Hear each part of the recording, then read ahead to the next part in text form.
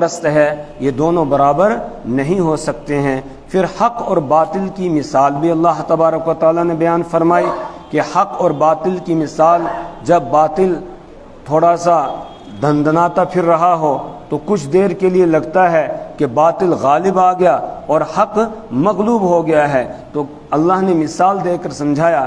اس کی مثال بالکل ایسے ہے جیسے سیلاب آیا، اور سیلاب جب آتا ہے تو جو کوڑا کرکٹ جھاگ واگ ہے یہ پانی کے اوپر آ جاتی ہے، اور جو قیمتی چیزیں ہوتی ہیں وہ پانی کی تہ میں نیچے رہ جاتی ہیں۔ سونا ہے، چاندی ہے، لوہا ہے، پیتل ہے، تانبا ہے، یہ نیچے بیٹھ جاتا ہے اور جھاگ اوپر آ جاتی ہے۔ تو ایک کم عقل انسان یہ سمجھتا ہے کہ حکومت اب جھاگ کی ہے، اب جھاگ غالب آ گئی اور لوہا، اسی طرح سونا چاندی جو قیمتی چیزیں تھیں وہ سب، ہیرے جواہرات، وہ سب نیچے بیٹھ گئے ہیں تو وہ مغلوب ہو گئے۔ اللہ فرماتے ایسا نہیں ہے، یہ جھاگ تھوڑی دیر کے بعد ختم ہو جاتی ہے۔ تو باطل جو کچھ دیر کے لیے لگتا ہے کہ باطل پرست غالب آ گئے ہیں، تو اس کا مطلب یہ ہے کہ کچھ دیر کے لیے ان کو ڈھیل ملی ہوئی ہے، مہلت ہے، اور ان کا انجام اچھا نہیں ہے۔ ان کا انجام وہی ہے جو جھاگ کا انجام ہوتا ہے، اور ہمیشہ سے پوری تاریخ گواہ ہے کہ حق والے ہی غالب آئے ہیں اور باطل مغلوب ہوا ہے۔ وقتی طور پر باطل کچھ دیر کے لیے غالب آ جاتا ہے تو حق والے گھبرانے لگتے ہیں، حق والوں کو گھبرانے کی ضرورت نہیں ہے۔ پھر حق پرست اور باطل پرست دونوں کے انجام کو بیان کیا کہ للذین استجابوا لربہم الحسنی، ان لوگوں کے لیے جو اپنے رب کے احکامات کو قبول کرتے ہیں، الحسنی، اچھا انجام ہے، ان کے لیے جنت ہے۔ والذین لم یستجیبوا لہ لو ان لہم ما فی الارض جمیعا، اور وہ جنہوں نے اللہ کے احکامات کو قبول نہیں کیا، اللہ کو نہیں مانا، اللہ کی نہیں مانی، تو ان کے بارے میں بتایا یہ ناکام ہوں گے، نامراد ہوں گے۔ اگر قیامت کے دن ان کو زمین اور آسمان کے بیچ کا جو خلا ہے اتنا سونا دے دیا جائے بھر کے، اور پھر ان سے کہا جائے یہ تم فدیے میں دے کے چھٹکارا حاصل کرو، تب بھی ان سے قبول نہیں کیا جائے گا، ان کو چھٹکارا نہیں ملے گا۔ مأواہم جہنم، ان کا ٹھکانہ جہنم ہے، وبئس المہاد، اور وہ بہت برا ٹھکانہ ہے۔ اب آگے اللہ تبارک و تعالی اور آگے واضح کر رہے ہیں اسی بات کو کہ افمن یعلم انما انزل الیک من ربک الحق کمن هو اعمی، تو کیا وہ شخص من یعلم جو اس بات کا یقین رکھتا ہے، جو اس بات کو جانتا ہے، انما انزل الیک من ربک الحق، کہ بے شک وہ جو اتارا گیا ہے آپ کی طرف، من ربک، آپ کے رب کی طرف سے، الحق، سچ ہے، یعنی جو رسول پاک صلی اللہ علیہ وسلم کی طرف آنے والی وحی کو حق سمجھتا ہے، سچ سمجھتا ہے، قرآن اور حدیث کو حق سمجھتا ہے۔ قرآن بھی اللہ کی طرف سے نازل کردہ ہے، احادیث بھی اللہ کی طرف سے نازل کردہ ہے۔ فرق یہ ہے کہ قرآن پاک وحی متلو کہلاتی ہے جس کی تلاوت کی جاتی ہے، اور احادیث وحی غیر متلو ہے، اس کی تلاوت نہیں کی جاتی ہے۔ قرآن پاک کے الفاظ بھی اللہ کی طرف سے ہیں، اور احادیث کے الفاظ رسول پاک صلی اللہ علیہ وسلم کے ہوتے ہیں، لیکن معنی اور مفہوم وہ اللہ کی طرف سے ہوتا ہے۔ وما ينطق عن الهوى ان هو الا وحی یوحى، رسول پاک صلی اللہ علیہ وسلم اپنی خواہش سے نہیں بولتے ہیں، اپنی مرضی سے نہیں بولتے ہیں، جو بولتے ہیں وہ حق ہی بولتے ہیں، وہ اللہ کی طرف سے ہوتا ہے۔ ان هو الا وحی یوحى، مگر وہ وحی ہوتی ہے جو آپ کی طرف اللہ کی طرف سے اتاری جاتی ہے۔ تو اللہ فرماتے ہیں کہ وہ شخص کے جو اس بات کو جانتا ہے کہ جو آپ کی طرف اتارا گیا آپ کے رب کی طرف سے، الحق، وہ سچ ہے، حق ہے۔ کمن ہوا اعمی، یہ اس شخص کی طرح ہو سکتا ہے جو اندھا ہے۔ اندھا ہونے کا مطلب دل کا اندھا، آنکھوں کا اندھا نہیں، بلکہ دل کا اندھا ہے، کہ دل سے وہ اس کا یقین ہی نہیں رکھتا ہے کہ قرآن پاک سچی کتاب ہے، وہ اس کا یقین نہیں رکھتا ہے کہ رسول پاک صلی اللہ علیہ وسلم جو فرما رہے ہیں بالکل سچ فرما رہے ہیں، حق فرما رہے ہیں۔ مفسرین نے یہاں اس آیت کریمہ کے شان نزول میں واقعہ بھی نقل کیا ہے جو ہم سیرت کے بیان میں پڑھ چکے، کہ ابو جہل آیا اور رسول پاک صلی اللہ علیہ وسلم کو زخمی کیا، آپ کے سر پر اس نے پتھر مارا جس سے رسول پاک صلی اللہ علیہ وسلم کا سر مبارک زخمی ہو گیا اور آپ کا خون مبارک بہہ کر آپ کے چہرے پر آ گیا، اور عبداللہ ابن جدعان کی باندی اس وقت دیکھ رہی تھی، اور ہم تفصیل کے ساتھ پڑھ چکے سیرت کے بیان میں، تو اس نے پھر رسول پاک صلی اللہ علیہ وسلم کے چچا حضرت حمزہ کو یہ بتایا کہ ابو جہل نے آپ کے بھتیجے محمد الرسول اللہ صلی اللہ علیہ وسلم کی شان میں گستاخی کی، ان کو گالیاں بھی دیں، ان کو بہت برا بلا کہا اور ان کا سر زخمی کر دیا، ان پر کنکریاں پھینکی، اور تم نے کیوں جو ہے ان کو اکیلا چھوڑ رکھا ہے، ان کا کوئی ساتھ کیوں نہیں دیتا ہے؟ کیا یہ یتیم ہے اس لیے اس کا باپ نہیں ہے اس لیے تم نے اس کو ان کے حوالے کیا ہوا ہے؟ جو جس طرح چاہتا ہے ان کو پریشان کرتا ہے۔ اس پر پھر حضرت امیر حمزہ رضی اللہ تعالی عنہ جو ابھی مسلمان نہیں ہوئے تھے، وہ سیدھے جاتے ہیں اور ابو جہل کے پاس کھڑے ہو کر اس کو برا بلا بھی کہتے ہیں اور اس کے سر پہ کمان مارتے ہیں اور اس کو زخمی کر دیتے ہیں۔ تو وہ ہم سیرت کے بیان میں پڑھ چکے کہ جب یہ واقعہ پیش آیا تو اسی موقع پر یہ آیت کریمہ نازل ہوئی جس میں ایک حضرت امیر حمزہ مراد ہیں اور دوسری طرف ابو جہل، یعنی جو جاننے والا ہے، حق سمجھنے والا ہے، وہ حضرت حمزہ رضی اللہ تعالیٰ عنہ ہیں، اور جو اندھا تھا، دل کا اندھا، اس سے مراد ابو جہل ہے جس کو ابو الحکم کہا جاتا تھا، مکہ کا چیئرمین۔ ابو الحکم کا مطلب چیئرمین، تو یہ مکہ کا چیئرمین کہلاتا تھا، لیکن بدھو نکلا، بیوقوف نکلا، جو سچ تھا، حق تھا، اس کو پہچان نہیں سکا اور جہنم میں گیا۔ کیا کمایا اس نے؟ کیا عقل تھی اس کے پاس؟ کچھ بھی نہیں تھی، اس لیے اس کا نام ہی کیا پڑ گیا؟ ابو جہل، جہالت والا۔ ابو جہل کا مطلب کیا؟ جہالت والا، وہ جاہل رہا۔ تو افمن یعلم انما انزل الیک من ربک الحق، تو کیا وہ شخص کے جو جانتا ہے اس بات کو کہ جو اتارا گیا آپ کی طرف، آپ کے رب کی جانب سے، الحق، وہ سچ ہے، کمن هو اعمی، تو کیا وہ اس شخص کی طرح ہو سکتا ہے جو اندھا ہے، یعنی دل کا اندھا ہے؟ ابو جہل اس کی طرح کہا نہیں ہو سکتا ہے۔ انما یتذکر اولو الالباب، بے شک نصیحت حاصل کرتے ہیں عقل والے۔ الباب یہ لبن کی جمع ہے اور لب کے معنی آتے ہیں عقل و دانش، تو عقل والے نصیحت حاصل کرتے ہیں، اور ابو جہل تو ہے ہی جہالت والا، اس کو کہاں سے نصیحت حاصل ہوگی؟ وہ تو جہالت کی اندھیریوں میں بھٹک رہا تھا، ہاتھ مار رہا تھا اور ادھر ہی بھاگتا جا رہا تھا، روشنی کی طرف آنے کا اس نے سوچا بھی نہیں۔ اگر تھوڑی دیر کے لیے اس نے سوچا ہوتا تو شاید اس کو بھی ہدایت مل جاتی، لیکن اس نے سوچا بھی نہیں، جس کے نتیجے میں وہ جہنم رسید ہوا غزوہ بدر کے موقع پر۔ اب یہ عقل والے کون ہیں، لب والے کون ہیں؟ ان کی اللہ تعالیٰ نے یہاں 9 صفات بیان فرمائی۔ کتنی صفتیں ہیں؟ 9۔ اللہ کرے کہ یہ 9 صفات ہمارے اندر بھی آ جائیں۔ الذین یوفون بعہد اللہ، سب سے پہلی صفت یہ بیان کی کہ عقل والے وہ ہیں الذین یوفون بعہد اللہ، جو اللہ کے عہد کو پورا کرتے ہیں، جو انہوں نے اللہ کے ساتھ عہد کیا، وعدہ کیا۔ عالم ارواح میں پروردگار نے وادی معرۃ النعمان جو عرفات میں ایک جگہ ہے، وہاں پہ حضرت آدم علیہ السلام کی جتنی اولاد قیامت تک آنے والی ہے، ان سب کو اللہ تبارک و تعالی نے حضرت آدم علیہ السلام کی پشت پہ ہاتھ مار کے اور باہر نکالا، چیونٹیوں کی شکل میں سارے انسانوں کو اللہ نے وہاں جمع کیا، اور اس کے بعد پھر ان سے اللہ نے ایک عہد لیا، الست بربکم، کیا میں تمہارا رب نہیں ہوں؟ کیسے اللہ نے جمع کیا؟ حضرت آدم علیہ السلام کے جو بیٹے تھے تو حضرت آدم علیہ السلام کی پشت سے وہ نکلے، پھر ان کے بیٹوں کی پشت سے ان کے بیٹے نکلے، پھر ان کے بیٹوں کی پشت سے ان کے بیٹے، اسی طریقے سے قیامت تک آنے والے جتنے انسان ہیں تو ہر ایک کو اللہ نے اپنے باپ کی پشت سے نکالا، اور اس کے بعد پھر یہ عہد لیا، الست بربکم، کیا میں تمہارا رب نہیں ہوں؟ قالوا بلا، تو سب نے کہا کیوں نہیں، آپ ہمارے رب ہیں۔ یہ عہد جو اللہ سے وہاں کیا تھا، اس عہد کو وہ پورا کرتے ہیں، اللہ کے عہد کو۔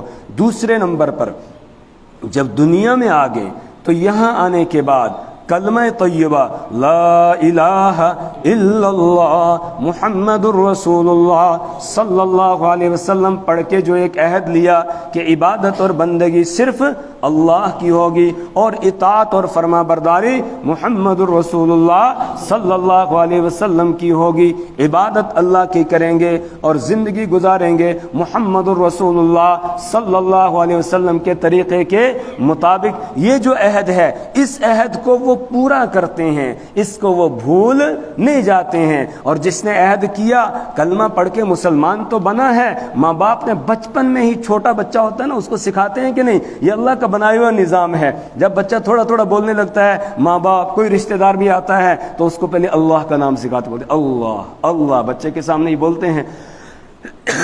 اسی طرح جب تھوڑا سا وہ توتلی سی زبان میں بولنے لگتا ہے پھر اس کو کلمہ پڑھاتے ہیں لا الہ الا اللہ، تو وہ اپنی توتلی زبان سے، پیاری زبان سے پڑھ رہا ہوتا ہے۔ یہ اللہ کا بنایا ہوا کیا ہے؟ نظام ہے کہ پہلے سے اس کو، اور جب دنیا میں آیا تھا سب سے پہلے اس کو اذان سنائی گئی، اس کے کان میں اذان دی گئی، دائیں کان میں اذان، بائیں کان میں اقامت کہی گئی۔ تو اب یہ اللہ کے ساتھ ایک عہد ہو رہا ہے، اس عہد کو اگر کوئی آدمی اللہ کے حکموں کو پورا کر رہا ہے، اب اللہ کے بتائے ہوئے احکامات کو پورا کر رہا ہے، رسول اکرم صلی اللہ علیہ وسلم کے بتائے ہوئے طریقے پر چل رہا ہے، تو یہ اب عہد کو پورا کر رہا ہے، وہ عقل مند ہے۔ اور اگر کوئی ایسا نہیں کر رہا ہے، نہ نماز پڑھ رہا ہے، نہ روزے رکھ رہا ہے، نہ حج عمرہ، نہ صدقہ خیرات زکوٰۃ، کچھ نہیں، غفلت کی زندگی بسر کر رہا ہے، تو اس نے عہد کو پورا کیا؟ نہیں، وہ عہد کو پورا کرنے والا نہیں ہے، اس کا انجام کیا وہ آگے آ رہا ہے۔ یہاں بتایا جا رہا ہے کہ عقل مند وہ ہیں الذین یوفون بعہد اللہ، جو اللہ کے عہد کو پورا کرتے ہیں، ولا ینقضون المیثاق، اور وہ میثاق یعنی پختہ وعدہ جو انہوں نے کیا ہے اس کو توڑتے نہیں ہیں، جو عہد کیا، معاہدہ کیا اللہ کے ساتھ، اس کے خلاف وہ کرتے نہیں ہیں۔ اب عبادت بندگی صرف اللہ کی، اللہ کے علاوہ کسی اور کے سامنے جھکتے نہیں ہیں، اللہ کے علاوہ کسی اور کے سامنے ان کے ہاتھ اٹھتے نہیں ہیں۔ ہاتھ اٹھا کے مانگتے ہیں تو کس سے؟ اللہ سے۔ اگر جھکتے ہیں تو کس کے سامنے؟ اللہ کے سامنے۔ اگر کوئی نیاز نظر پیش کرتے ہیں تو وہ بھی کس کے نام پر؟ اللہ کے نام پر، کسی اور کے نام پر نہیں کرتے ہیں۔ یہ ہیں جو وہ عہد کو توڑتے نہیں ہیں۔ والذین یصلون ما امر اللہ به، تیسری صفت بیان کی، والذین یصلون، اور وہ ہیں کہ جو ملاتے ہیں ما، اس چیز کو، امر اللہ به، جس کے بارے میں اللہ نے حکم دیا، ان یوصل، کہ اسے ملایا جائے، یعنی جس چیز کے ملانے کا اللہ نے حکم دیا ہے اس کو وہ ملاتے ہیں۔ مطلب اللہ تبارک و تعالی نے یہ حکم دیا کہ تم اپنے رب کے ساتھ تعلق کو جوڑو، تو یہ اللہ کے ساتھ تعلق کو جوڑتے ہیں۔ اللہ نے حکم دیا اللہ کے پیغمبروں کے ساتھ جڑ جاؤ، یا اللہ کے پیغمبر کے ساتھ جڑ جاتے ہیں، اس کی سنتوں کو اختیار کرتے ہیں، اس کے طریقے کے مطابق زندگی بسر کرتے ہیں۔ اللہ نے حکم دیا میری کتابوں کے ساتھ جڑ جاؤ، یا اللہ کی نازل کی ہوئی کتاب کے ساتھ جڑ جاتے ہیں، اس کے ساتھ اپنے رشتے کو جوڑ لیتے ہیں۔ اللہ نے حکم دیا رشتے ناتوں کو جوڑ کر رکھو، ان کو توڑو نہیں، تو یہ رشتوں کو جوڑ کے رکھتے ہیں۔ اگر کوئی رشتہ دار ان سے روٹھ جاتا ہے، ناراض ہوتا ہے اور بھاگنے لگتا ہے، یہ اس کو بھاگنے نہیں دیتے ہیں۔ اللہ کے حبیب محمد رسول اللہ صلی اللہ علیہ وسلم نے فرمایا لیس الواصل بالمکافی، کہا جو بدلے میں، عدل بدلے میں جو صلہ رحمی کرتا ہے وہ صلہ رحمی کرنے والا نہیں ہے۔ صلہ رحمی کرنے والا تو وہ ہے جس سے اگلا رشتے کو توڑ رہا ہے یہ پھر بھی جوڑتا ہے، وہ ناراض ہو کے بھاگ رہا ہے یہ اس کے پیچھے جاتا ہے، اس کو منوا کے لاتا ہے، بھاگنے نہیں دیتا ہے۔ دوسرا رشتہ دار رشتہ توڑنا چاہتا ہے، یہ توڑتا نہیں ہے، یہ اس کو جوڑ کے رکھتا ہے۔ کہ یہ صلہ رحمی کرنے والا ہے۔ یہ اللہ نے حکم دیا جوڑنے کا کہ رشتوں کو جوڑ کے رکھو۔ رشتوں میں دراڑ کو اللہ پسند نہیں کرتا ہے، رشتے ناتوں کو جوڑ کے رکھو۔ تو تیسری صفت ہے والذین یصلون، وہ کہ جو جوڑتے ہیں یا ملاتے ہیں ما، اس چیز کو امر اللہ بھی ان یوصل، کہ جس کے جوڑنے کا یا جس کے ملانے کا اللہ نے حکم دیا ہے۔ ویخشون ربہم، اور وہ اپنے رب سے ڈرتے ہیں۔ زندگی بسر کرتے ہیں اللہ سے ڈر ڈر کے کہ چاہے مجھے کوئی نہیں دیکھ رہا ہے لیکن میرا مالک مجھے دیکھ رہا ہے، میرا رب مجھے دیکھ رہا ہے، میں کہیں پر بھی ہوں میرا رب میرے ساتھ ہے، وَهُوَ مَعَكُمْ أَيْنَمَا كُنْتُمْ، وہ تمہارے ساتھ ہے جہاں کہیں بھی تم جاؤ، تنہائیوں میں جاؤ وہاں بھی اللہ ساتھ، اور مجموع میں آؤ وہاں بھی اللہ ساتھ ہے، شہر میں آ جاؤ اللہ ساتھ، دیہات میں جاؤ اللہ ساتھ، جنگل میں چلے جاؤ اللہ ساتھ ہے، روشنی میں آ جاؤ اللہ ساتھ، اندھیرے میں چلے جاؤ تو اللہ ساتھ ہے، وہ کبھی تم سے الگ اور جدا نہیں ہوتا ہے۔ اور کتنا ساتھ ہے، نحن اقرب الیہ من حبل الورید، ہم انسان کی شہ رگ جو سانس والی نالی ہے جو بند ہو جائے تو آدمی مر جاتا ہے، اللہ فرماتے میں اس سے بھی زیادہ تمہارے قریب ہوں، شہ رگ سے بھی میں زیادہ قریب ہوں۔ تو وہ اللہ سے ڈرتے ہیں۔ چوتھی صفت یہ بیان کی ہے عقل والوں کی، وَيَخْشَوْنَ رَبَّهُمْ، وہ اپنے رب سے ڈرتے ہیں، وَيَخَافُونَ سُوءَ الْحِسَابِ، معاف کرنا آج ہم سب سے ڈرتے ہیں، نہیں ڈرتے ہیں تو کس سے؟ اللہ سے نہیں ڈرتے ہیں، باقی سب سے ڈرتے ہیں، اللہ سے نہیں ڈرتے ہیں۔ یعنی اب بتائیے کوئی آدمی اگر بیٹھا ہوا ہے، مثال کے طور پر وہاں اس کا باپ بھی ہے، اس کی ماں ہے، اس کا چاچا ہے، یا کوئی اور رشتہ دار بیٹھا ہوا ہے، اور اب اس کے سامنے کوئی غیر محرم آ جائے تو یہ نظر اٹھا کر دیکھے گا اس کی طرف؟ نہیں دیکھے گا۔ کیوں؟ باپ سے ڈر رہا ہے نا، باپ سے ڈر رہا ہے کہ اگر میں دیکھوں گا تو باپ اس کو اچھا نہیں سمجھے گا۔ استاذ وہاں بیٹھا تھا، استاذ کے سامنے دیکھے گا؟ پیر صاحب کے سامنے دیکھے گا؟ نہیں۔ لیکن جب کوئی وہاں نہیں ہے تو اس وقت دیکھنے لگ جاتا ہے، اب موبائل نکالتا ہے اور اس میں گندی چیزیں دیکھنے لگتا ہے۔ باپ کے سامنے نہیں دیکھتا، دوست کے سامنے نہیں دیکھتا ہے، رشتہ دار کے سامنے نہیں دیکھتا، جب اکیلا ہوتا ہے تو دیکھنے لگتا ہے۔ اب اس کا مطلب یہ ہے کہ اللہ کو یہ اپنے ان رشتہ داروں سے بھی کمزور سمجھ رہا ہے، تو ان سے تو ڈر رہا تھا لیکن اللہ سے نہیں ڈرتا ہے۔ جی تو یہ عقل والا ہے بے عقل ہے؟ بے عقل ہے۔ عقل والا وہ ہے جو ہر حالت میں اللہ سے ڈرتا ہے۔ وَيَخْشَوْنَ رَبَّهُمْ، اور وہ اپنے رب سے ڈرتے ہیں۔ وَيَخَافُونَ سُوءَ الْحِسَابِ، اور وہ برے حساب سے ڈرتے ہیں کہ کل مجھے رب کی عدالت میں حاضر ہونا ہے، اللہ کے سامنے اپنی زندگی کے لمحے لمحے کا حساب دینا ہوگا۔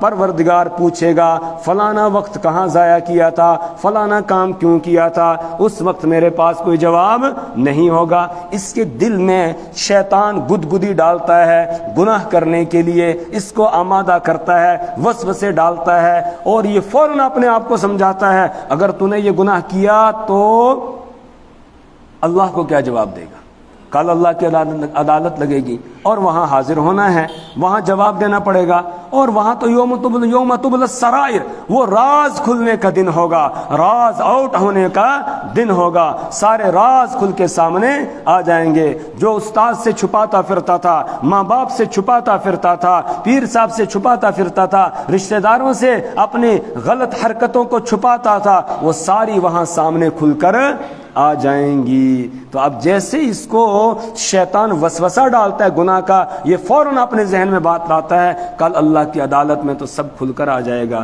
پھر شرمندگی ہوگی، اس لیے بہتر ہے گناہ سے بچ جاؤ۔ تو یہ عقل مند ہے۔ اور اگر کہا دیکھی جائے گی کل، آج یہ دنیا کا مسئلہ ہے، ہمارے یہاں کہتے ہیں نا وہ ہمارے گوجری زبان میں، یو جگ مٹھو دے اگلو کس نے ڈٹھو، کہ یہ تو ٹھیک ہے میٹھا میٹھا ہے سب، آگے والا کس نے دیکھا ہے کیا ہوگا۔ یہ سمجھ کے اگر گناہ کرتا رہا تو اس سے بڑا بدھو کوئی ہے، اس سے بڑا بے عقل کوئی ہے؟ کوئی نہیں ہے۔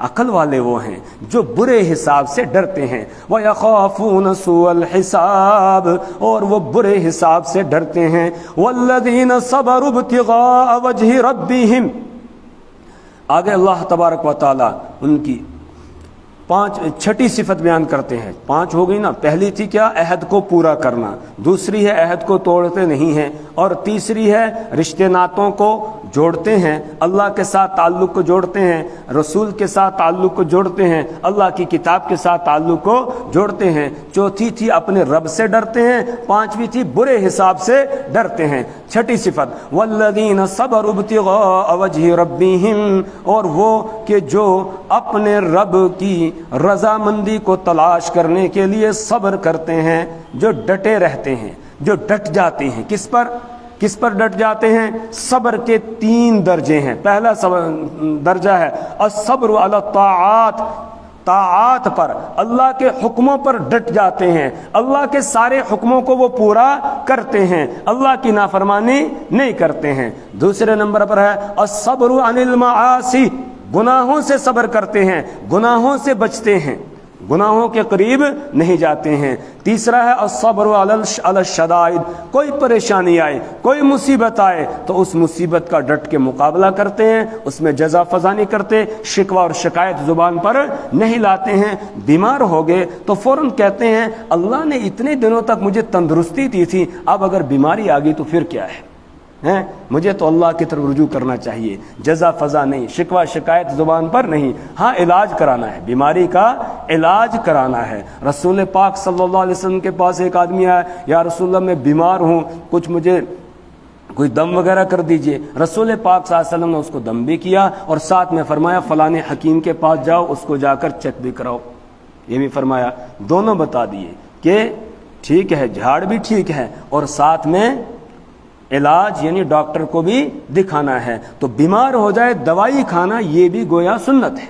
रसूल पाक सल्लल्लाहु अलैहि वसल्लम ने भी दवाई इस्तेमाल की है और आपने इसके बारे में तरगीब भी दी कि बीमार हो जाओ। और आपने फरमाया हर बीमारी का अल्लाह ने इलाज रखा हुआ है, कोई बीमारी ऐसी है ही नहीं जिसका इलाज नहीं है। लेकिन ये है कि अब हम कहाँ तक जो है वो इलाज तलाश कर पाए, कहाँ तक नहीं कर पाए, तो ये अलग बात है। लेकिन हर बीमारी का अल्लाह ने इलाज रखा। लिकुल्लि दाइन दवाउन, कि हर बीमारी के लिए दवा है। अब कभी हम बीमारी की तशखीस करते हैं, हो जाती है, फिर उसके मुताबिक दवाई देते हैं तो अल्लाह ताला उस दवाई में असर डालता है, शिफा हो जाती है। कभी तशखीस हो नहीं पाती है, फिर इधर उधर की दवाइयाँ आदमी को दी जाती हैं तो उसकी वजह से बीमारी घटने के बजाय और ज़्यादा बढ़ जाती है, ऐसा भी हो जाता है। तो तशखीस हो जाए तो हर बीमारी की अल्लाह ताला ने कोई दवा रखी हुई है। इसलिए इलाज कराना ये कोई तवक्कुल के खिलाफ नहीं है। वल्लज़ीन सबरू इब्तिग़ाअ, अस्सब्रु अला ताआत, अस्सब्रु अनिल माआसी, अस्सब्रु अला शदाइद। परेशानी आ जाए, मुसीबतें आ जाए, डट जाए, उसमें घबराने की ज़रूरत नहीं, परेशान होने की ज़रूरत नहीं है। ज़रूरत इस बात की है कि अल्लाह की तरफ बंदा रुजू करे, अल्लाह के हुक्मों को पूरा करे। अल्लाह ही मुसीबतों को लाने वाला, वही मुसीबतों को ले जाने वाला है। उसके अलावा कोई किसी को न नफ़ा दे सकता है, ना नुकसान पहुँचा सकता है। व अक़ामुस्सलाह, आगे 7वीं सिफत बयान की, और वह नमाज कायम करते हैं। व अक़ामुस्सलाह, नमाज कायम करते हैं। अक्ल वाले कौन हैं? जो नमाजें छोड़ते नहीं हैं बल्कि नमाजों को कायम करते हैं। और नमाज कायम करने का मतलब क्या है? दिन की वो तालीम में हम पढ़ चुके। नमाज कायम करने का मतलब ये है कि नमाज की जितनी भी सुनन और मुस्तहब्बात और आदाब हैं उनके साथ नमाज पढ़ना, खुशू और खुदू के साथ नमाज पढ़ना, इसको कहते हैं इकामत सलात, यानी नमाज को दुरुस्त करके पढ़ना। वअन्फ़क़ू मिम्मा रज़क़नाहुम सिर्रन व अलानिया, और आगे अल्लाह ताला ने 8वीं सिफत ये बयान की कि वअन्फ़क़ू मिम्मा रज़क़नाहुम, और वो खर्च करते हैं उसमें से जो हमने उनको अता किया है। सिर्रन व अलानिया, सिर्रन छुपा कर, व अलानिया और दिखा कर, छुपा कर भी दिखा कर भी, यानी कभी पोशीदा तौर पर, खुफिया तौर पर खर्च करते हैं और कभी ऐलानिया तौर पर खर्च करते हैं। जैसा मौका और महल हो वैसे वो खर्च करते हैं। मिसाल के तौर पर मस्जिद का चंदा हो रहा है, मदरसे का चंदा हो रहा है, यहाँ ऐलानिया देने में ज़्यादा फ़ायदा है। क्यों? हम देंगे, दूसरों को भी क्या होगी? तरगीब होगी, और एक दूसरे से आदमी आगे बढ़ने की कोशिश करता है। इसमें ऐलानिया तौर पर किसी गरीब की हम मदद कर रहे हैं, और गरीब भी ऐसा कि जो शर्म वाला है, जो किसी के सामने दस्ते सवाल दराज नहीं करता है, उसको ढूंढ के तलाश करके हम उसकी मदद कर रहे हैं, तो ये खुफिया तौर पर करना ज़्यादा बेहतर है। تاکہ اس کو کسی کے سامنے شرمندگی نہ ہو۔ اور جو آدمی اس طرح اللہ کے راستے میں خرچ کرتا ہے کہ دائیں ہاتھ سے دیتا ہے، بائیں کو خبر نہیں ہوتی ہے، یعنی انتہائی خفیہ طور پر دیتا ہے، تو اللہ تبارک و تعالی اس کو قیامت کے دن اپنے عرش کے سائے میں جگہ نصیب فرمائیں گے۔ رسول اکرم صلی اللہ علیہ وسلم نے ایک روایت میں ارشاد فرمایا کہ قیامت کے دن جب اللہ کے عرش کے سائے کے علاوہ کوئی سایہ نہیں ہوگا، سورج جو ہے 1.25 میل کے یا 2 میل کے فاصلے پر ہوگا اور لوگ گرمی کی وجہ سے اپنے پسینے میں ڈوبے ہوئے ہوں گے، اس وقت اللہ کے عرش کے سائے کے علاوہ کوئی سایہ نہیں ہوگا، لیکن 7 قسم کے لوگ ہیں جن کو اللہ اپنے عرش کے سائے میں جگہ دے دے گا۔ سب سے پہلے نمبر پر فرمایا کہ سبعۃ یظلھم اللہ فی ظلہ یوم لا ظل الا ظلہ الامام العادل، وہ آدمی جو اپنی ذمہ داری کو پورے عدل اور انصاف کے ساتھ ادا کرتا ہے، وہ والشاب نشأ فی عبادت ربی، دوسرے نمبر پر وہ نوجوان کہ جو اپنے رب کی عبادت کرتا ہے جوانی میں، یعنی جوانی اس کی رب کی عبادت میں گزر رہی ہے، جوانوں کی عبادت اللہ کو بہت پسند ہے اور جوانوں کی عبادت پر ان کو ثواب بھی اللہ نے زیادہ رکھا ہے۔ بڑھاپے میں جا کر آدمی نے کیا کرنا ہے، اس وقت تو مسجد ہی آ کے پکڑنی ہے، تو اب بوڑھے کو اتنا ثواب نہیں ہے جتنا جو ہے وہ جوان کو ہے، اس لیے جوانوں کو چاہیے وہ اپنی جوانی کو ادھر ادھر ضائع نہ کریں بلکہ رب کی عبادت اور بندگی میں وہ لگائیں۔ وَشَابٌ نَشَأَ فِي عِبَادَةِ رَبِّ، بوڑھے ناراض نہ ہو جائیں، نہیں، ان کو بھی اللہ ثواب دے گا، اور جوانی ان کی بھی گزری ہے ماشاءاللہ، ہے نا، تو جوانی میں بھی اللہ نے عبادت کی توفیق دی ہوگی، جی، تو وہ جوانی تو ان کی محفوظ ہے نا،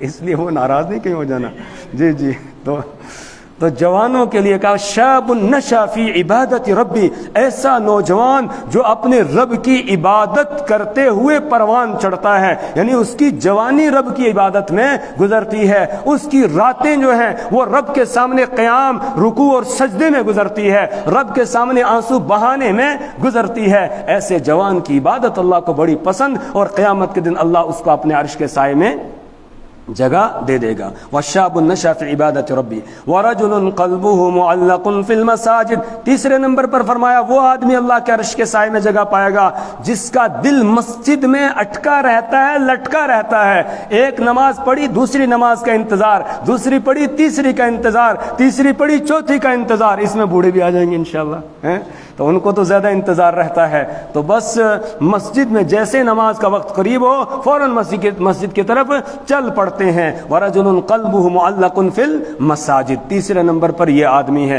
جو مسجد کا پابند ہے، ہر نماز مسجد میں آ کر ادا کرتا ہے، ایک نماز پڑھنے کے بعد دوسرے کی فکر میں لگا رہتا ہے، اور کوئی کام کاج ہو اس میں لگا ہوا تھا، جیسے ہی اللہ کے منادی نے آواز لگائی حی علی الصلاۃ حی علی الفلاح، اپنا کام وہیں چھوڑا، دکان تھی شٹر نیچے کیا، فوراً آگے اللہ کے حکم کو پورا کیا، گاہکوں کو کہا پہلے میں اللہ کے حکم کو پورا کروں گا، اگر تم تب تک انتظار کرتے ہو ٹھیک ہے، نہیں تو کسی دوسری دکان سے سودا لے لو، اگر ایسا کرے گا اللہ اس کو بہت برکتیں عطا کرے گا، آخرت بھی بنے گی اور دنیا بھی اللہ اس کو دے گا، دونوں اس کی بن جائیں گی۔ کوئی لوہار ہے ہتھوڑا اٹھایا ہوا تھا لوہے کو کوٹنے کے لیے، ادھر اللہ اکبر کی صدا لگی، بس اس نے ہتھوڑا وہیں پھینک دیا۔ ایک لوہار کے بارے میں الکبائر کے اندر لکھا ہے، کتاب الکبائر میں، وہ ہتھوڑا اٹھاتا، علامہ ذہبی رحمہ اللہ نے، کہ وہ ہتھوڑا اٹھاتا تھا لوہے کو پر مارنے کے لیے، اگر اذان ہو گئی ہتھوڑا یہاں تھا تو پھر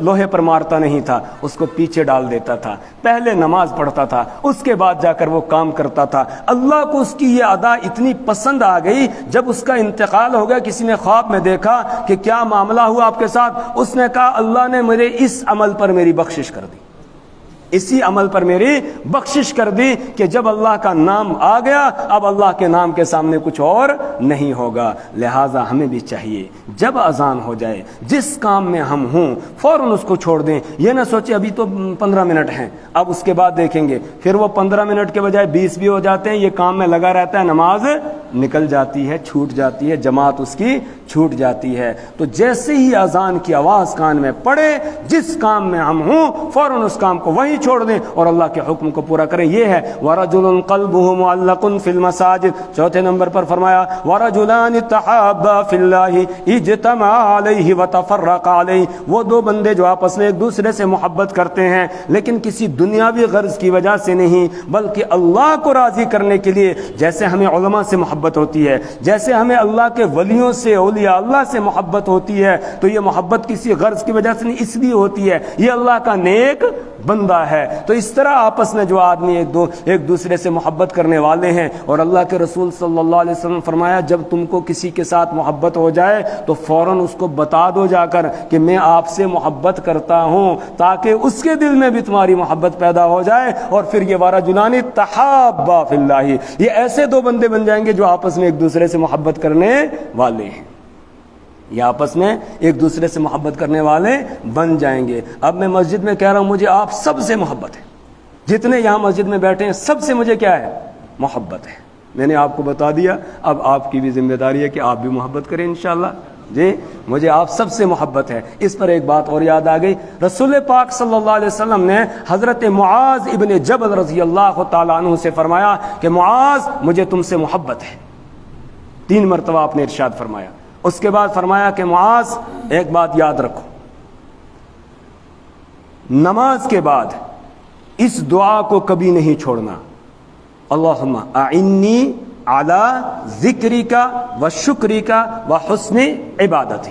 اللہم اعنی علی ذکرک و شکرک و حسن عبادتک. یہ حدیث اسی طریقے سے حضرت معاذ رضی اللہ تعالیٰ عنہ نے اپنے شاگرد کو سنائی اور یہ فرمایا کہ مجھے تم سے محبت ہے پہلے فرمایا, اور پھر کہا کہ یہ حدیث ان کو بتائی کہ نماز کے بعد اس کو بھولنا نہیں, اس کو ضرور پڑھنا. اسی طریقے سے ان کے شاگرد نے آگے بتایا. اسی طریقے سے یہ سلسلہ بالکل چلا آ رہا ہے. میرے استاد محترم نے مجھ سے بھی کہا تھا کہ مجھے آپ سے محبت ہے اور نماز کے بعد ان الفاظ کو کہنا بھولنا نہیں. اور الحمدللہ میں یہ الفاظ ہر نماز کے بعد کہتا ہوں, اللہم اعنی علی ذکرک و شکرک و حسن عبادتک. اب آپ لوگوں سے مجھے محبت ہے, آپ کو میں نے یہ بتا دیا. اب آپ بھی انشاءاللہ ان الفاظ کو جن کو یاد ہے وہ نہیں بھولیں گے اور جن کو یاد نہیں وہ یاد کرنے کی کوشش کریں گے. اللہم اعنی علی ذکرک و شکرک و حسن عبادت. اے اللہ میری مدد کر. اللہم اعنی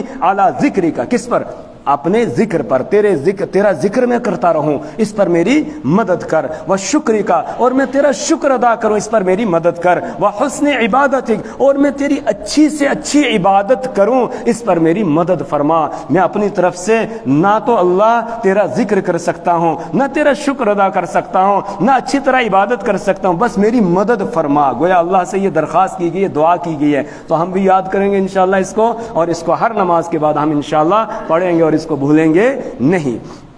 تو جب دو بندوں کو محبت ہو جائے ایک دوسرے کو بتا دینا چاہیے کہ مجھے آپ سے محبت ہے. پھر وہ اس میں آ جائیں گے رجلان تحابا فی اللہ اجتمع علیہ وتفرق علیہ. وہ اکٹھے بھی ہوتے ہیں اللہ کی اسی محبت کی بنیاد پر, اور الگ بھی ہوتے ہیں تو اسی محبت کی بنیاد پر الگ ہوتے ہیں. تو ان دو کو بھی اللہ اپنے عرش کے سائے میں جگہ دے دے گا. 5ویں نمبر پر ورجل طلبته ذات منصب وجمال فقال انی اخاف اللہ. ایسا آدمی جس کو کوئی حسن و جمال, خوبصورت, حسب و نسب والی مالدار عورت جو ہے وہ گندے کام کی طرف بلائے اور وہ یہ کہے انی اخاف اللہ, میں اللہ سے ڈرتا ہوں. حضرت یوسف علیہ السلام کی سنت پر عمل کرتے ہوئے اپنی عزت اور ناموس کی یہ حفاظت کرتا ہے اور کہتا ہے انی اخاف اللہ, میں اللہ سے ڈرتا ہوں. اس آدمی کو بھی اللہ اپنے عرش کے سائے میں جگہ دے دیں گے. ورجل تصدق اخفاء حتى لا تعلم شماله ما انفق یمینہ.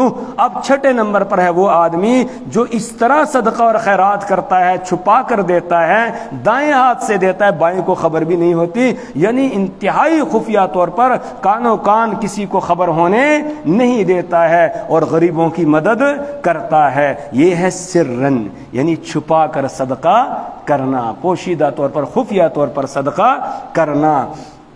اور ایک اور اس کے بعد 7ویں نمبر پر فرمایا وَرَجُلٌ ذَكَرَ اللَّهَ خَالِيًا فَفَاضَتْ عَيْنَاهُ. وہ آدمی جو تنہائی میں اکیلے میں اللہ کو یاد کرتا ہے اور اس کی آنکھیں چھلک پڑتی ہیں, آنکھوں سے آنسو نکل جاتے ہیں۔ اللہ کو یاد کرتا ہے، اپنی قبر کو یاد کرتا ہے، قبر کے کیڑے مکوڑوں کو ذہن میں لاتا ہے، یہ تصور کرتا ہے کہ اوہو میری تو روح نکل گئی، اب میں بے جان ہو گیا، اب میرے کپڑے اتارے جا رہے ہیں، مجھے غسل دیا جا رہا ہے، وہ دیکھو لوگ اٹھا کے لے جا رہے ہیں، میں چل نہیں پا رہا ہوں آج، اب آ کر مجھے قبرستان میں مٹی کے نیچے لوگوں نے دبا دیا، اب وہاں کیڑے انتظار میں ہیں، سانپ ہے، بچھو ہے، دوسرے ہیں، یہ تصور تھوڑا سا کرتا ہے آدمی، اور اس کے بعد اللہ تو ہی بچانے والا ہے اور کوئی بچانے والا نہیں ہے، یہ تصور کر کے اب اللہ نکلتا ہے اس کی زبان سے، اسی پر اس کی آنکھیں بہہ پڑتی ہیں، لیکن اکیلے میں، تنہائی میں، تو اس کو بھی اللہ اپنے عرش کے سائے میں جگہ دے دے گا۔ لوگوں کے سامنے رونا آسان ہے، لیکن اکیلے میں رونا تھوڑا مشکل ہوتا ہے، تو اکیلے میں نے بتا دیا کہ یہ تصور کریں، ہم مراقبہ موت کریں، مراقبہ قبر کریں، میدان محشر کا مراقبہ کریں کہ اب وہ دیکھو سور کے اندر پھونکا گیا، سارے لوگ اپنی قبروں سے نکل کے دوڑ رہے ہیں، یخرجون من الاجداث، اب قبروں سے نکل رہے ہیں، کأنہم جراد منتشر، گویا بکھرے ہوئے پروانے ہیں، کوئی ادھر دوڑ رہا ہے، کوئی ادھر سے دوڑ رہا ہے، سب نکل کے آ رہے ہیں، اور اس کے بعد سب کہہ رہے ہیں من بعثنا من مرقدنا، ارے ہماری خوابگاہوں سے ہمیں کس نے اٹھا دیا ہے، من بعثنا من مرقدنا ھذا ما وعد الرحمن وصدق المرسلون، ارے یہ تو وہ دن آ گیا جس کا رحمان نے وعدہ کیا تھا، مالک یوم الدین نے، بدلے کے دن کا وہ مالک ہے، اور پیغمبر بتاتے رہے، انہوں نے تو سچ کہا تھا، ہم اس کو جھوٹ سمجھ رہے تھے، یہ سچ ہو گیا۔ وہ قیامت کا منظر اپنے ذہن میں لائے، ادھر باپ کھڑا ہے، ادھر استاد ہے، ادھر بچے کھڑے ہیں، اور ادھر اللہ کی عدالت میں اب مجھے پیش کیا جا رہا ہے، اور مجھ سے پوچھا جا رہا ہے فلانا دن کہاں گزارا تھا، فلانی رات کہاں گزاری تھی۔ یہ مراقبہ ہے آخرت کا، یہ مراقبہ کرے، اس کے بعد پھر آنسو بہیں گے، پھر آدمی کی آنکھیں جو ہے وہ پھر دل نرم ہو جاتا ہے، پھر آنکھوں سے آنسو بہ پڑتے ہیں۔ تو جو آدمی اس طرح تنہائی میں اللہ کے سامنے روتا ہے، اللہ اپنے عرش کے سائے میں اس کو جگہ دے دے گا۔ اللہ ہمیں نصیب کرے، اللہ یہ ساتوں صفات ہمیں نصیب کرے جو اس حدیث میں بیان کی گئی ہیں، اور اللہ اپنے عرش کا سایہ ہم سب کو نصیب کرے۔ یہاں ہے وَأَنفَقُوا مِمَّا رَزَقْنَاهُمْ سِرًّا وَعَلَانِيَةً، وہ خرچ کرتے ہیں اس میں سے جو ہم نے ان کو دیا ہے، سرًّا پوشیدہ طور پر یعنی چھپا کر، وَعَلَانِيَةً اور اعلانیہ طور پر۔ اعلانیہ دینے میں اگر ریا کا اندیشہ ہو کہ ریاکاری آ جائے گی، دکھلاوا آ جائے گا، اور دل میں یہ بات آئے گی کہ لوگ کہیں گے بڑا سخی ہے، پھر اعلانیہ طور پر کہیں بھی دینا نہیں چاہیے، پھر تو چھپا کر ہی دینا چاہیے۔ اور جہاں یہ اندیشہ نہ ہو اور عام عمومی کام ہو جس میں یہ مقصد ہو کہ دوسروں کو ترغیب ہو، پھر اعلانیہ طور پر دینا یہ بھی ٹھیک ہے، یہ بھی ایمان والوں کی اور عقل مندوں کی صفت ہے۔ وَيَدْرَؤُونَ بِالْحَسَنَاتِ السَّيِّئَةِ، 9ویں نمبر پر بیان فرمایا 9ویں صفت، وَيَدْرَؤُونَ بِالْحَسَنَاتِ السَّيِّئَةِ، اور وہ ہٹاتے ہیں اچھائی سے برائی کو، مطلب ان کے ساتھ کوئی برا کرتا ہے یہ اس کے ساتھ اچھا کرتے ہیں، کوئی ان کو تکلیف پہنچاتا ہے یہ اس کو راحتیں پہنچاتے ہیں، کوئی ان کو جو ہے وہ جیسے تھپڑ لگاتا ہے یہ اس کے ہاتھ کو پکڑ کے ملنے لگتے ہیں، تجھے تکلیف تو نہیں ہوئی تجھے۔ یہ بھی ہمارے بزرگوں کی شان ہے کہ کسی کو تھپڑ لگایا تو اس نے اس کا ہاتھ پکڑ کے اس کو ملنا شروع کیا کہ میرے جسم کے ساتھ تیرا ہاتھ لگایا، کہیں تجھے تکلیف تو نہیں ہوئی ہے۔ بھئی مارنے والے کو تو تھوڑی بہت چوٹ لگتی ہے، جو کسی کو تھپڑ لگایا گھونسا لگائے گا تو جہاں جس کو لگا رہا ہے اس کو زیادہ لگتی ہے، لیکن جو مار رہا ہے تو وہ بھی ہاتھ سے ہی مار رہا ہے نا، تو اس کے ہاتھ میں بھی تو تکلیف ہوتی ہے، تو پکڑ کے اس کے ہاتھ کو ملنا شروع کر دے۔ وَيَدْرَؤُونَ بِالْحَسَنَاتِ السَّيِّئَةِ، جو برائی کو دور کرتے ہیں، ہٹاتے ہیں اچھائی کے ذریعہ سے، یعنی ان کے ساتھ کوئی برا معاملہ کرتا ہے یہ اس کے ساتھ اچھا کرتے ہیں۔ اور یہی محبوب کبریا محمد الرسول اللہ صلی اللہ علیہ وسلم کی سنت ہے کہ آپ نے گالی دینے والوں کے ساتھ اچھا برتاؤ کیا، کوڑا کرکٹ ڈالنے والوں کے ساتھ اچھا برتاؤ کیا، خون بہانے والوں کے ساتھ اچھا برتاؤ کیا، آپ ان کے لیے دعائیں کرتے تھے، اللہم اغفر لقومی فانہم لا یعلمون، اللہ میری اس قوم کو معاف فرما دے، ان سے انتقام نہیں لینا، یہ جانتے نہیں ہیں، انجانے میں میرا خون بہا رہے ہیں، انجانے میں میرے دانتوں کو شہید کر رہے ہیں، انجانے میں میرے چہرے کو زخمی کر رہے ہیں، اس لیے اللہ ان کو معاف کر دے۔ یہ رسول پاک صلی اللہ علیہ وسلم کا طریقہ تھا کہ دشمن کو فوراً معاف کر دیتے تھے، اور معاف ہی نہیں بلکہ اس کے لیے دعا کرتے ہیں، معاف ہی نہیں کرتے بلکہ اس کے لیے کیا کرتے ہیں، دعا کرتے ہیں۔ حضرت ابراہیم بن ادہم رحمۃ اللہ علیہ کے بارے میں لکھا ہے کہ ایک مرتبہ کہیں سے گزر رہے تھے، یہ وقت کے بادشاہ تھے، لیکن پھر انہوں نے فقیری اختیار کر لی، اور جب فقیری اختیار کر لی تو اولیاء اللہ میں سے ہو گئے، بڑے اللہ کے ولی تھے۔ تو راستے میں چل رہے تھے، ایک سپاہی تھا، وہ سپاہی ان کو پہچانتا اور جانتا نہیں تھا۔ اس نے کہا کہ آبادی کہاں ہے؟ تو انہوں نے قبرستان کی طرف اشارہ کر کے کہا وہاں ہے۔ اب وہ گیا، اس نے دیکھا وہ تو قبرستان ہے، آ کر کہنے لگا آپ نے میرے ساتھ مذاق کیا، ادھر ہے آبادی، یہ تو قبرستان ہے۔ انہوں نے کہا تو مان نہ مان آبادی تو یہی ہے، کیونکہ سب نے آخر کہاں جانا ہے؟ وہیں شہر خاموشہ میں جانا ہے سب نے۔ تو کہا آبادی تو یہی ہے، باقی تو ویرانی ہے، سب ویران ہو جائے گا اور قبرستان آباد ہوگا۔ ساری بستی ویران ہو جاتی ہے اور قبرستان کیا ہوتا ہے؟ آباد ہوتا ہے جی، سب وہیں پہنچ جاتے ہیں گھروں کو چھوڑ کے۔ تو کہا آبادی یہی ہے۔ اس نے جوتا اٹھایا اور ان کو مارنا شروع کیا، پولیس والے نے، سپاہی نے۔ اب یہ چلتے رہے، شہر کی طرف آ رہے تھے، تو وہ سپاہی بھی چل رہا ہے۔ جب شہر میں داخل ہونے لگے تو لوگوں میں شور ہوا، ابراہیم بن ادہم آ گئے، سارے لوگ راستے کے دونوں طرف کھڑے ہو گئے استقبال کرنے کے لیے۔ کوئی آ کے مصافحہ کر رہا، ہاتھ چوم رہا ہے، کوئی گلے لگ رہا ہے، کیا کر رہا ہے۔ اب یہ سپاہی دیکھ کے پریشان ہو گیا کہ یہ تو کوئی بڑی شخصیت ہے اور میں نے اس کے ساتھ زیادتی کی۔ کسی کو پوچھا یہ کون ہے؟ کہا آپ نہیں جانتے ہیں، یہ تو وقت کے جو بادشاہ تھے ابراہیم بن ادہم، اور اب انہوں نے جو ہے وہ فقیری اختیار کی، وہ ہیں۔ اب اس کے پیروں کے نیچے سے زمین نکل گئی۔ اب یہ آیا اور آ کر ہاتھ جوڑ کے کھڑا ہو گیا، کہنے لگا حضرت مجھے معاف کر دیجئے، مجھے پتہ نہیں تھا، میں نے آپ کے ساتھ زیادتی کی۔ انہوں نے کہا جب تو ایک جوتا مارنے کے بعد دوسرا جوتا اٹھاتا تھا مارنے کے لیے، اس سے پہلے میں تجھے معاف کر دیتا تھا، کہ تب میں نے تجھے معاف کر دیا ہے۔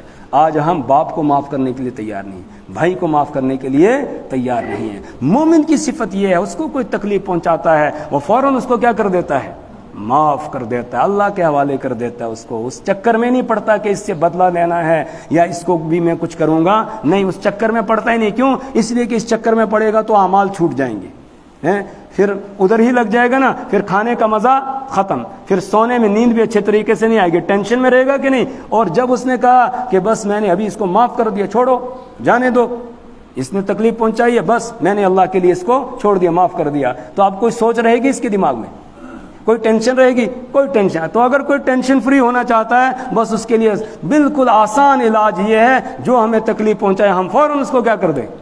معاف کر دیں، انتقام کا سوچیں ہی نہیں۔ ایمان والوں کی دوسری جگہ یہ بھی صفت ہے کہ وہ بدلہ لیتے ہیں اتنا ہی جتنا ان کو تکلیف پہنچائی گئی ہے، لیکن اس کے بعد آگے وَلَمَنْ صَبَرَ وَغَفَرَ، کہ جو صبر کر لے اور معاف کر دے تو وَلَمَنْ صَبَرَ غَفَرَ إِنَّ ذَلِكَ لَمِنْ عَزْمِ الْأُمُورِ، تو کہا پھر تو یہ بڑی ہمت کے کاموں میں سے ہے، معاف کرنا اور صبر کر لینا۔ تو یہ اس کی تعریف کی گئی۔ لہٰذا ہمیں کوئی تکلیف پہنچائے ہم فوراً اس کو کیا کر دیں گے؟ معاف کر دیں گے۔ انشاءاللہ اب ہم بدلہ لینے کی سوچیں گے نہیں، اور خواہ کے لیے ٹینشن میں نہیں پڑیں گے۔ وَيَدْرَؤُونَ بِالْحَسَنَاتِ، آخری انجام اور اچھا انجام، اور الدار کا مطلب ہے گھر، یعنی آخرت کے گھر کا اچھا انجام ہے۔ یہ وہ لوگ جن میں یہ 9 صفات ہوں، ان کے لیے آخرت کے گھر کا اچھا انجام ہے۔ اللہ یہ صفات ہم کو نصیب کرے، ہم کو عطا کرے۔ ترجمہ دیکھ لیجئے۔